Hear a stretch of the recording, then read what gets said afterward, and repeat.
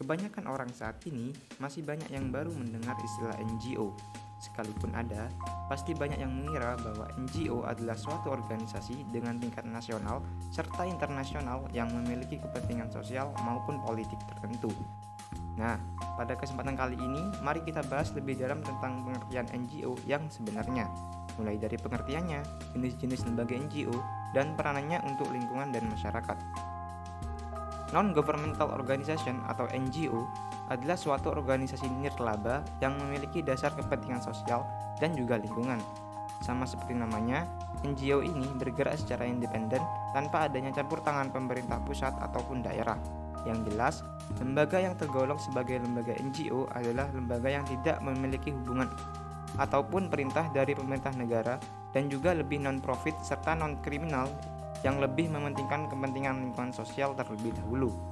Lembaga lainnya yang tergolong menjadi lembaga NGO adalah lembaga non-religius dan juga lembaga non-militer.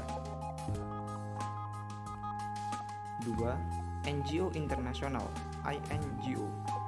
INGO lebih fokus dalam membantu semua komunitas yang ada di seluruh dunia dan memberikan wawasan pada berbagai NGO yang lebih kecil dari mereka.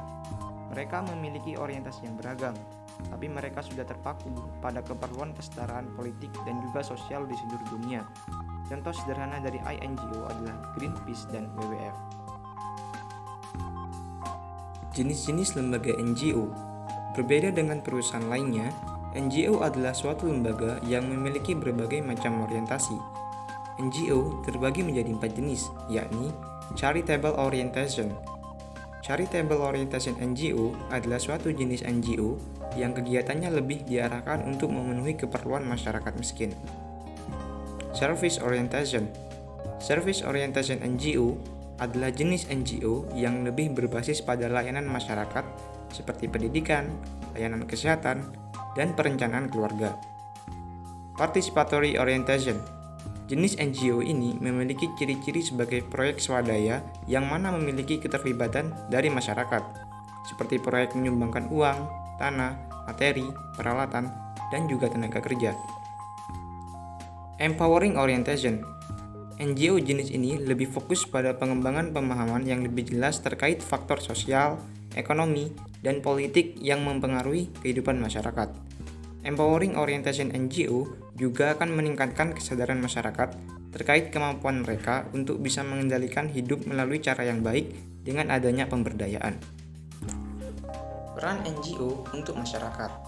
NGO memiliki peranan yang penting untuk membangun masyarakat dan bangsa pada suatu negara. Kenapa? Karena NGO menerima banyak pendanaan dari perorangan, institusi, dan pemerintah untuk disalurkan ke masyarakat lain yang membutuhkan. Selain itu, NGO juga memiliki 6 peran penting lainnya. Yang pertama, pengembangan dan pembangunan infrastruktur. NGO mempunyai peran penting dalam membangun rumah, menyediakan infrastruktur sumur atau toilet umum, dan lain sebagainya. Yang kedua, mendukung inovasi, uji coba, dan proyek percontohan. NGO mempunyai kelebihan dalam hal perencanaan dan juga penyelenggaraan proyek yang inovatif, serta secara khusus mampu menyebutkan jangka waktu mereka dalam mendukung penyelenggaraan proyek tersebut. Selain itu, NGO juga mampu mengerjakan berbagai proyek percontohan proyek besar pemerintah, karena mereka mampu bertindak lebih cepat daripada pemerintah itu sendiri yang di dalamnya memiliki proses birokrasi yang rumit.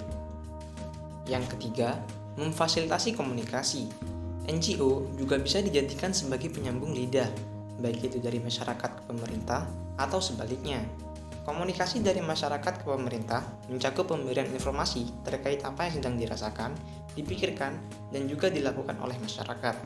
Sedangkan komunikasi dari pemerintah ke masyarakat mencakup pemberian informasi terkait rencana dan proyek pemerintah. Selain itu, NGO juga mampu memberikan informasi secara horizontal dengan membentuk suatu jaringan organisasi lain yang bergerak pada bidang yang sama. Yang keempat, bantuan teknis dan pelatihan. Suatu institusi pelatihan dari lembaga NGO bisa menyusun dan memberikan pelatihan serta bantuan teknis lain untuk organisasi masyarakat dan juga pemerintah. Yang kelima, penelitian, monitoring, dan evaluasi. Monitoring dan evaluasi yang efektif pada sifat partisipatif pada suatu proyek akan membuahkan hasil yang baik untuk masyarakat dan juga staf proyek. Yang keenam, advokasi untuk dan dengan masyarakat miskin. NGO juga bisa berperan sebagai juru bicara dan perwakilan masyarakat miskin dalam suatu upaya mempengaruhi kebijakan dan juga program pemerintah. Hal tersebut bisa dilakukan dengan berbagai cara, seperti unjuk rasa, keikutsertaan di dalam suatu forum publik untuk merumuskan kebijakan pemerintah, proyek percontohan, sampai mengumumkan hasil penelitian dan studi kasus pada masyarakat miskin. Jadi, dalam hal ini, NGO bisa berperan sebagai advokasi pada masyarakat miskin hingga implementasi program pemerintah, mulai dari membuat opini tertentu, mengkritik rekan kerja dan para penasehat, mensponsori proyek percontohan, hingga sebagai pihak mediator. Demikianlah penjelasan tentang NGO. Berdasarkan penjelasan di atas, bisa kita simpulkan bahwa NGO adalah suatu organisasi nirlaba yang memiliki dasar kepentingan sosial dan juga lingkungan. Sama seperti namanya, NGO ini bergerak secara independen tanpa adanya campur tangan pemerintah pusat ataupun daerah. Sekian, terima kasih.